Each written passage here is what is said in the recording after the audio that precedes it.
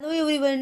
आज की वीडियो में हम सीखेंगे करेक्ट यूज ऑफ प्रीपोजिशंस और ये सारे प्रीपोजिशंस उन सभी स्टूडेंट्स के लिए बेहद इंपॉर्टेंट है जो किसी भी academic exams like high school या इंटरमीडिएट एग्जाम्स की तैयारी कर रहे हैं या फिर किसी भी competitive exams like TGT PGT English exams हो, एसएससी या रेलवे की एग्जाम्स हो या फिर टेट या सुपर टेट एग्जाम्स हो। इन सभी एग्जाम्स में ये सारे प्रीपोजिशंस आपकी बेहद हेल्प करने वाले हैं। तो चलिए शुरू करते हैं आज की class. And now the very first word is absent from.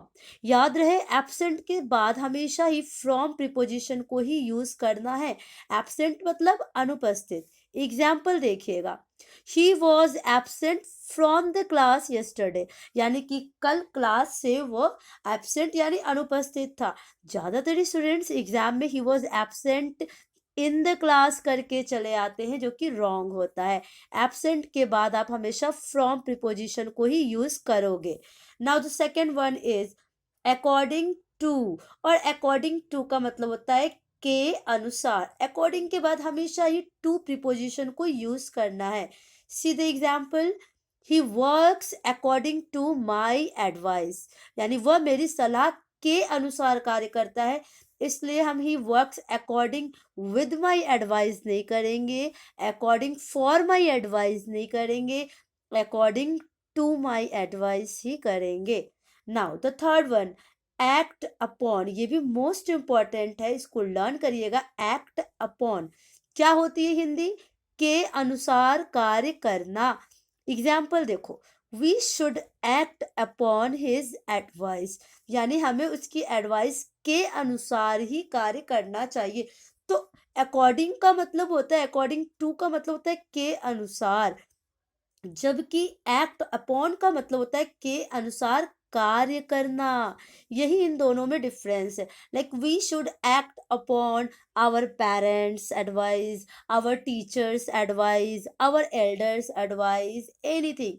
तो याद रहे, अकॉर्डिंग टू का मतलब के अनुसार और एक्ट अपॉन का मतलब के अनुसार कार्य करना, यही डिफरेंस है। Now this is also very important, accused of. तो एक्यूज्ड का मतलब होता है दोष लगाना, ठीक है, आरोपित किया। Accused of, he has been accused of murder, ठीक है। तो मतलब उसके ऊपर मर्डर करने का दोष लगा है। तो आप ये नहीं बोलेंगे he has been accused for murder, नहीं, या accused with, no, you have to use he has been accused of murder. Clear? चलो, now the fifth one is adapt to. This is the most important word, please learn it.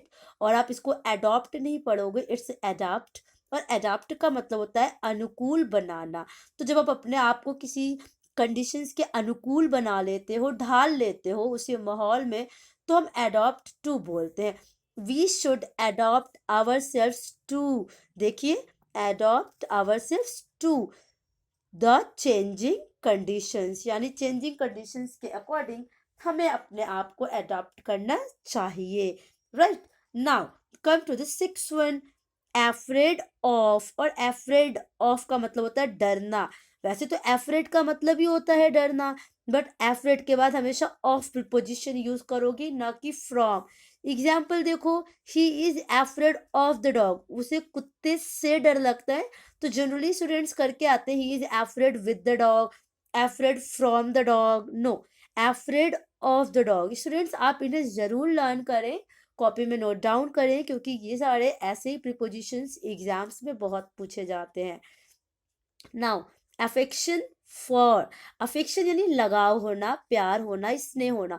और affection के बाद हमेशा for preposition use करोगे। Example देखो, parents have great affection for their children, यानी parents को अपने बच्चों से बहुत लगाव होता है। आप बना सकते हो, I have great affection for English, I have great affection for any dress और मार्बल्स और टॉयज, एनीथिंग। तो अफेक्शन के साथ हमेशा फॉर प्रीपोजिशन ही आप यूज करोगे। Now the eight one, agree with. अभी देखो ये बहुत इंपॉर्टेंट है, क्योंकि एग्री के साथ विद भी यूज होता है और एग्री के साथ टू भी यूज होता है। जब आप किसी व्यक्ति से सहमत हो, so I am agree with you, ठीक है, आई एग्री विथ यू यानी मैं तुमसे सहमत हूँ किसी व्यक्ति से। और जब आप किसी के किसी विचार या प्रस्ताव से आप सहमत हो तो आप एग्री टू। एग्जाम्पल आप देखो, the teacher agreed to my proposal, यानी कि टीचर मेरे प्रस्ताव से सहमत थे या थी, तो एग्रीड टू का यूज करेंगे। Is it clear? Agreed to किसी प्रस्ताव के लिए और एग्री विथ किसी व्यक्ति के साथ। इन द सेम वे, जब आप किसी व्यक्ति से नाराज होते हो तो एंग्री विथ यूज करते हो, बट आप जब किसी के विचार से नाराज हो, किसी के हाव भाव से, ठीक है, किसी के इमोशन से, तब आप एग्री एट यूज करोगे। एग्जाम्पल से समझते हैं, he was angry with me, यानी किसी व्यक्ति से नाराज था तो he was angry with me, वो मुझसे नाराज था। और यहाँ देखो, I am angry at your behaviour, मैं तुम्हारे बिहेवियर से नाराज हूं, तो एंग्री एट का यूज करेंगे। Clear? Now the next is apply for. अभी यहाँ भी देखो, इन्हें समझना बहुत जरूरी है। अप्लाई फॉर भी होता है और अप्लाई टू भी होता है। इन्हें कैसे समझोगे आप, ये देखो, अप्लाई फॉर का यूज कब करते हैं? किसी चीज के लिए प्रार्थना पत्र देना। देखो आप example, he applied for the post of a clerk. अभी आप कहीं जाते हो, कहीं जॉब करना है, टीचिंग की या किसी भी चीज की जॉब है, तो आप बोलोगे कि like I have applied for the post of a teacher, I have applied for the post of a manager, ठीक है, एनीथिंग, रिसेप्शनिस्ट, वॉट एवर। तो ऐसे ही सेंटेंस है, he applied for the post of a clerk. तो यहाँ पर तो अप्लाइड फॉर हो गया। अब यहाँ देखो, किसी को प्रार्थना पत्र देना है तो apply to, he applied to the manager, ठीक है, तो उसने माने कि मैनेजर को ही प्रार्थना पत्र दिया, तो अप्लाइड टू। ये बहुत ही इंपॉर्टेंट है लर्न करना स्टूडेंट्स, आप इनके डिफरेंस को जरूर समझिएगा, अप्लाइड फॉर और अप्लाइड टू, राइट। और अब चलो अपने नेक्स्ट एग्जाम्पल पर आते हैं।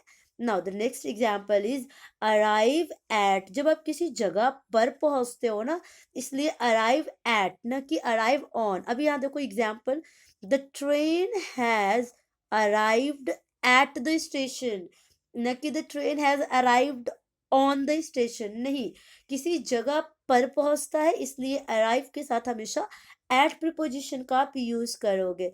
And the next one is ashamed, ashamed of। तो ashamed का मतलब क्या होता है? शर्मिंदगी महसूस करना। ashamed of, तो ashamed के साथ हमेशा of प्रीपोजिशन यूज करोगे। he is ashamed of his behavior, यानी उसको अपने बिहेवियर पर शर्म है, उसको लगा कि मैंने कुछ गलती की है, तो वो ashamed कर रहा है। Clear? And the next one is ask for। तो ask for का मतलब होता है जब आप किसी को मुसीबत में बुलाते हो। देखो, ड्राइविंग आफ्टर टेकिंग अल्कोहल, यानी अल्कोहल पीने के बाद जब वो ड्राइवर कर रहा था, इज आस्किंग फॉर ट्रबल। तो आप किस चीज को बुलावा दे रहे हो? मुसीबत बुलाना। तो driving after taking alcohol is asking for trouble, यानी जब आप अल्कोहल शराब पी करके ड्राइविंग करते हो तो आप मुसीबत को बुलाते हो। तो मुसीबत बुलाने के लिए हम आस्क फॉर प्रीपोजिशन का यूज करते हैं और इस वर्ड का यूज करते हैं, ठीक है, asking for. So this was the prepositions related to only A alphabet। और अब अपनी हम नेक्स्ट वीडियो में सीखेंगे कुछ और भी prepositions। तब तक के लिए आप इन prepositions को बहुत अच्छे से लर्न करें, कॉपी में नोट डाउन करें। वीडियो अगर पसंद आई हो सो प्लीज़ आप इसे लाइक करना ना भूलिएगा, फ्रेंड्स को भी शेयर करें, और साथ ही साथ आप मुझे भी कमेंट बॉक्स में लिख करके ज़रूर बताएं कि कितने प्रीपोजिशंस आपको बहुत अच्छे से लर्न हुए, कौन से प्रीपोजिशंस थे जो आपको ऑलरेडी आते थे, और आप खुद से भी सेंटेंस बनाने की कोशिश करें। Thank you for being connected with me.